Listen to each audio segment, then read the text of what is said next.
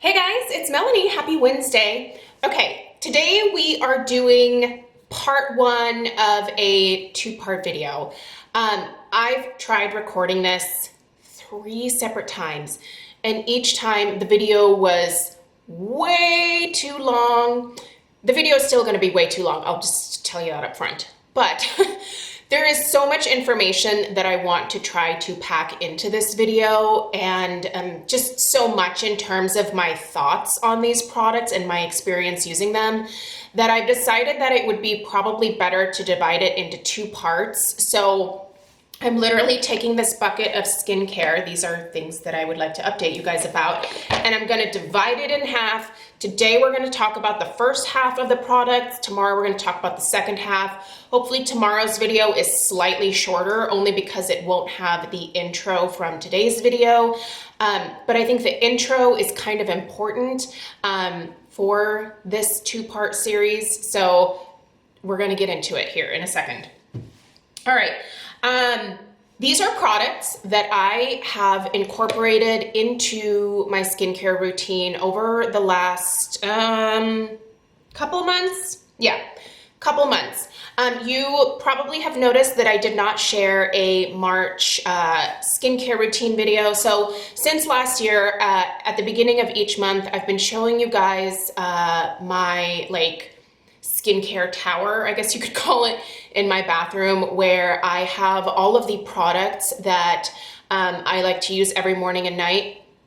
I put quite a number of things on that skincare tower because I like to be able to change my routine up, but I really try to kind of stick with a specific theme or a specific kind of list of ingredients based on the season, based on what I think my skin needs. And to be totally honest, I didn't think that I had to change out too much stuff from February to March. So most of the stuff that you saw in my video for the beginning of February is still applicable for me to use during the month of March. Weather-wise, we're mostly kind of still the same. We're getting into spring. Things are kind of starting to warm up a little bit, but we still have the heat on in the house. And so I am still very much in a mode of keeping my skin hydrated, using products where I can layer my hydration, which works better for my skin type, which, by the way, is I'm 42, so I have the usual aging concerns, but I also have very oily skin and I have enlarged pores, and I don't really deal with acne, but when I do get blemishes on my face, they're typically in the form of blackheads. Not so much anymore. Now I'm just kind of battling the sebaceous filaments, which are a perfectly normal part of skin. Like sebaceous filaments, especially if you have enlarged pores, they're just a thing. It's just the oil that your skin produces, and sometimes it doesn't all come to the surface, and so you can get a slightly blocked or clogged pore that way. But I'm very diligent about my use of not only BHAs, but also tretinoin, which I also think kind of helps to keep a lot of the sebaceous filaments and things like that in check as well. So sometimes I get questions about how I know what a product is doing for me when I use other products as well. And here's the way that I handle my skincare testing for just my own personal reasoning, I guess. So how I know what works for me, basically. And I'm just going to use, for example, a vitamin C as an example. So when I purchase or am sent a vitamin C product to test out, what I will do is I will take a look through my current collection of skincare products, and I will remove out the vitamin C specific products that I am currently using because I really like those products, or I'm kind of at the end of my testing phase with them, or basically if there's another vitamin C product in the routine, I just take it out, and then the new vitamin C product gets put in its place. Now, what I look for, and this might be different for you, so really look at your own routine, think about skincare that you enjoy, skincare that is effective for you, and then just, you know, create your own sort of rules around how you decide what works for you. For me, these are the rules. If a product maintains the progress that I've already made in my skin, for example, with a vitamin C, which for me really provides a nice dose of, obviously, an antioxidant, but it also, it helps my skin to just look brighter. That's what vitamin C does for me. I think it really gives my complexion a beautiful glow. I think that there is a difference in the overall just tone of my skin when I use vitamin C versus when I don't. So I look for products to either maintain that really nice glow or tone to my skin. Hopefully, this new vitamin C product actually kicks it up a step and makes my skin look even better. If my skin looks worse, or if I don't feel the product is working, just because I've noticed that my skin is losing that glow, or if I'm starting to break out because I'm having a reaction to something, or the ingredients just don't agree with my skin, then I know that. I know because this was the vitamin C that I added in. I still don't have, or I still have the glow that I used to have with my former vitamin C product that I was using. So then I decide, okay, this is a good vitamin C product. I like it. I would be willing to repurchase this in the future. I will finish using this and then either repurchase it or test something else I have in my backup stash, or, you know, whatever. So that's how it works for me. I basically kick out the other products that have vitamin C in them, and I know what the specific ingredients are meant to do to the skin. If I'm not noticing that they're still maintaining either the progress or getting me over, excuse me, a plateau or something like that, then I know this is not the product for me. So, and I'm not saying anything about this specific one right now. I'm just giving you guys an example of how I do it.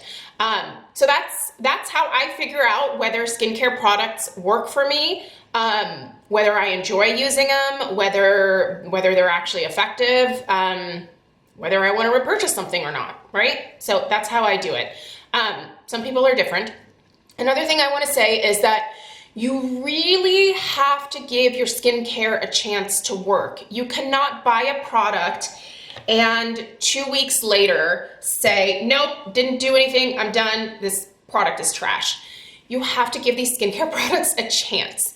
Now, ideally, you want to give, I would say on average, a skincare product that you use anywhere from 6 to 8 weeks before you decide yay or nay, right? Like, give it some time. Most products that you use are not necessarily going to give you instantaneous results. Some of them, yeah, definitely. You know, if you have a nice lactic acid that takes away all of like the dead skin cells overnight, and in the morning you notice a more refreshed look to your skin, that's great. You know, that is a product that maybe is a little bit more instantaneous. But the vast majority, you know, any retinol that you're going to use, even with vitamin C or DMAE or your peptides, that stuff really needs a chance to get in there, to do the work that it needs to do, and to give you the results that you're actually looking for. Most skincare is not an overnight process. It takes weeks. Certain things even take months. I mean, with tretinoin, anywhere from 6 months to a year is when you're gonna really start noticing a lot of the changes. It's not gonna be within the first 2 to 3 weeks of starting tretinoin where you're like, yes, look at me, I am 10 years younger.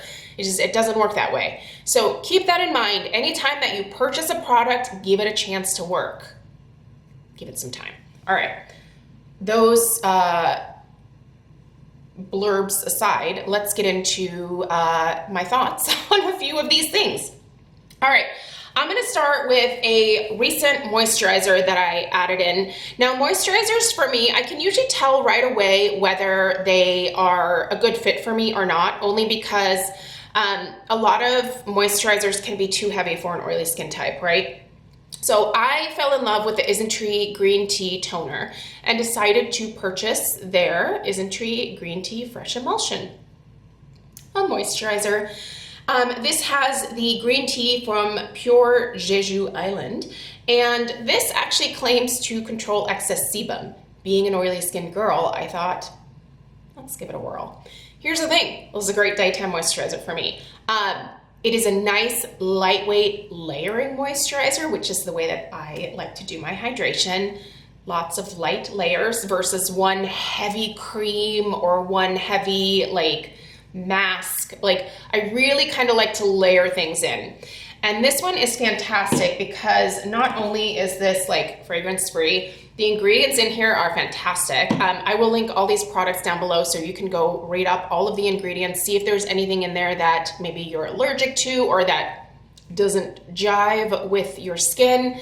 But you can see the texture of it is just a really nice, it's like a really lightweight, like gel lotion. It absorbs instantly into the skin, which I like for my particular skin type.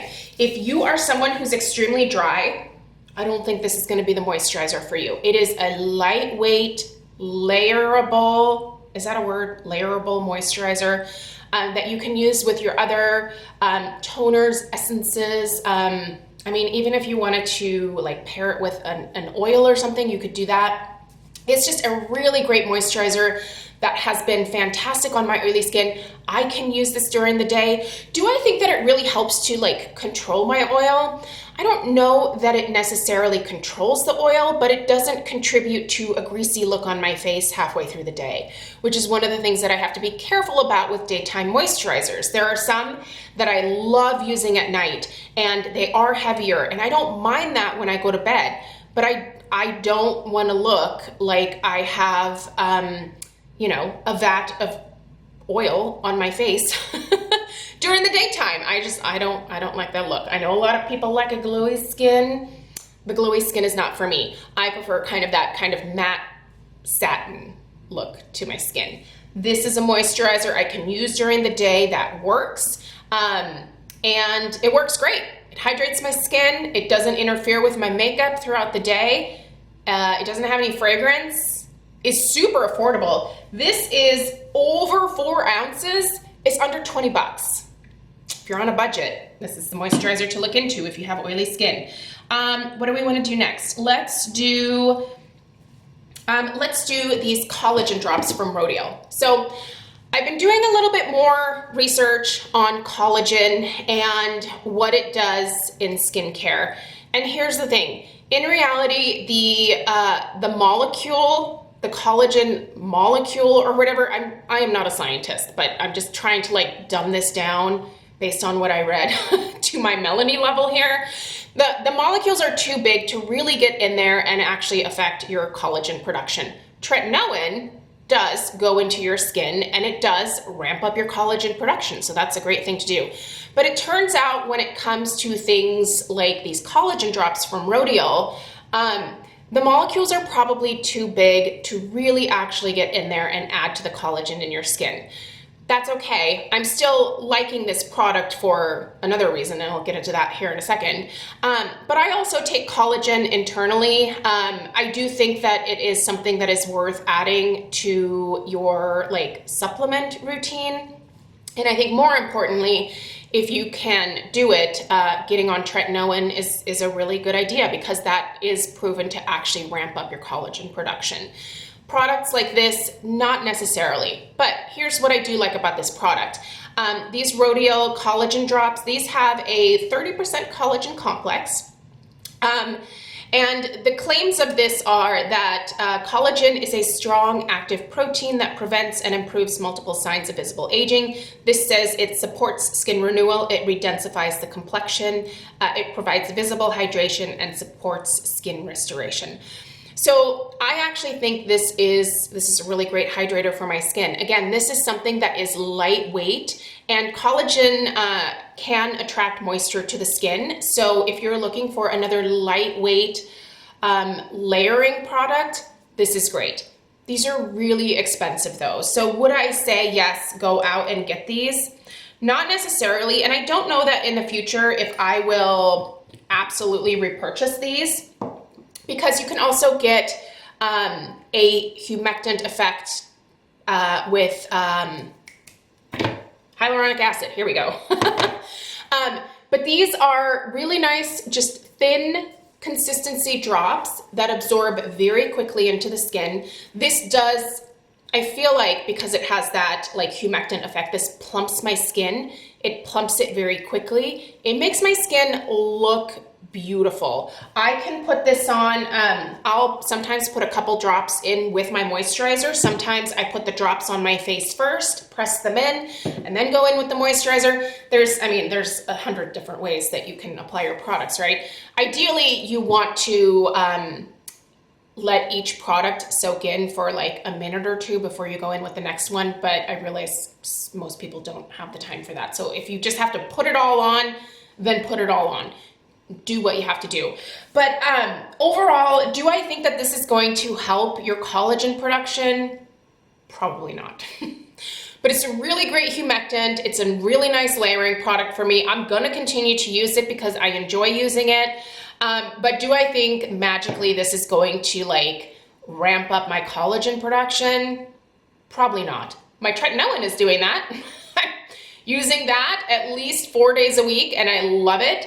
But I don't think this product is necessarily going to do that. So that being said, I like this. I enjoy it. It's expensive. Do I think you should go out and try it?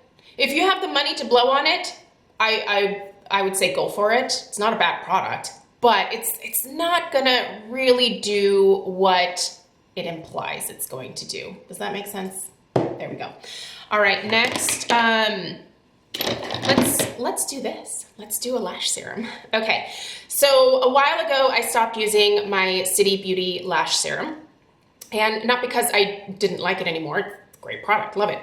But I was on the Octoly website and I saw that Hair Levy. I've actually tried some of their shampoos and conditioners in the past, and I thought they were pretty good. They came out with the Growth Boosting Primer and Lash Enhancing Serum. So this is a duo. One side has the serum for nighttime, so just in that eyeliner format. The other side has a primer for the daytime. So full disclosure, this product I ordered off of the Octoly website. So I applied to Hair Levy and they accepted and they sent the product out for consideration. I don't have to give you guys a positive review. I just have to tell you what my experience is with the product. So far I've been using this for, I think, just about 3 weeks now. And I do think that it is extending my lash growth cycle. My lashes are starting to get to like that kind of longer phase again. And I do like the primer a lot in the morning. I think it's nice when you can use your lash growth serums both morning and night. This does not have any of those like, God, what are they? Prostaglandins. I can't remember. I'll put it in the description box. This doesn't have any of that. This basically has just conditioning ingredients for your lashes that are gonna help them grow longer, keep the lash attached longer, make your lashes more supple, hydrated, just healthier looking. Do I think you're gonna get drastic growth from this? Probably not, but what it's going to do is it's going to nourish and hydrate the lashes. There's a lot of people that just use castor oil on their lashes. I could never really get into that because I didn't like the feel of it. I didn't like the feel of castor oil on my lashes. If that works for you, good. That's definitely an inexpensive way to nourish and condition your lashes. But I like having something like this. I like that it's dual-ended. I like that I have something for the morning to condition my lashes as well as night. This is easy to apply. I think it definitely conditions my lashes. They're soft. Like right now, I obviously have mascara on, but I feel like my lashes just they're growing in very nicely. So I do think this is a good lash growth serum. I think it's worth trying. It's probably one of the more affordable ones that are out there.